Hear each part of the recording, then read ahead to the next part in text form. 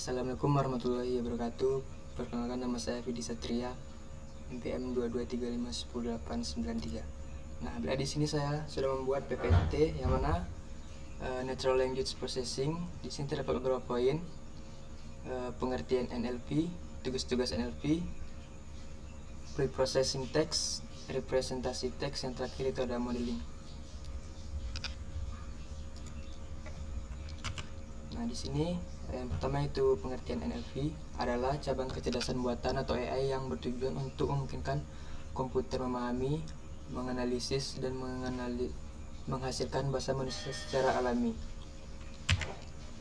Di sini terdapat tugas-tugas NLP. Yang pertama itu ada tokenisasi, yaitu proses pemecahan teks menjadi lebih unit kecil seperti kata atau kalimat yang dapat dianalisis lebih lanjut. Selanjutnya itu ada Name Entity Recognition atau NER, yaitu tugas ini bertujuan untuk mengidentifikasi dan mengklasifikasikan entitas penting dalam teks. Selanjutnya itu yang ketiga ada Sentiment Analysis, yaitu digunakan untuk menentukan emosi atau opini dalam teks seperti positif, negatif, atau netral. Yang keempat ada Machine Translation, adalah proses menerjemahkan teks atau ucapan dari satu bahasa ke bahasa lain. Selanjutnya ada Text Summarization, bertujuan menghasilkan ringkasan otomatis dari teks panjang tanpa kehilangan informasi penting. Yang keenam ada Part of Speech Staging atau POS Staging, menentukan jenis kata dalam sebuah teks seperti kata benda, noun, kata kerja, verb. Selanjutnya ada pre-processing text. Yang pertama ada itu lower casing, yaitu mengubah semua huruf dalam teks menjadi huruf kecil. Yang kedua ada remove punctuation. Langkah ini menghapus semua tanda baca dalam teks seperti titik, koma, tanda seru, dan tanda tanya. Yang ketiga itu ada tokenization.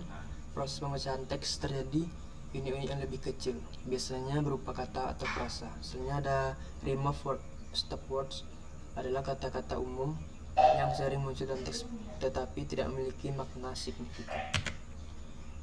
Yang kelima ada stemming, adalah proses mengubah kata-kata ke bentuk dasarnya dengan menghapus imbuhan seperti awalan, akhiran, atau sisipan.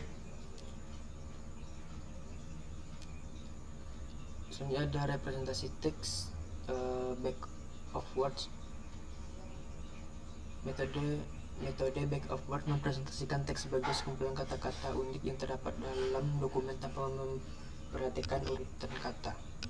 Nah, di sini terdapat kelebihan, yaitu sederhana dan efektif untuk dokumen kecil. Untuk kekurangannya itu tidak mempertimbangkan urutan kata atau konteks antar kata. Di sini ada term frekuensi, inverse document frequency, adalah metode yang lebih canggih daripada BOW untuk mempresentasikan teks. Nah, di sini untuk kelebihannya memprioritaskan kata-kata yang lebih informatif, mengurangi bobot kata-kata umum, dan untuk kekurangannya masih tidak dipertimbangkan urutan kata. Di sini ada word embedding. Untuk kelebihannya di sini memahami hubungan semantik dan konteks antar kata.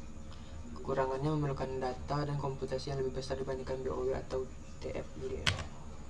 Selanjutnya poin kelima itu ada modeling.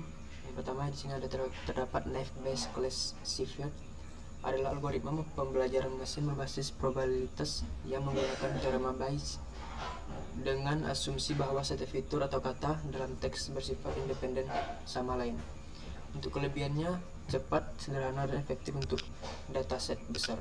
Kekurangannya asumsi independensi antar fitur sering tidak realistis.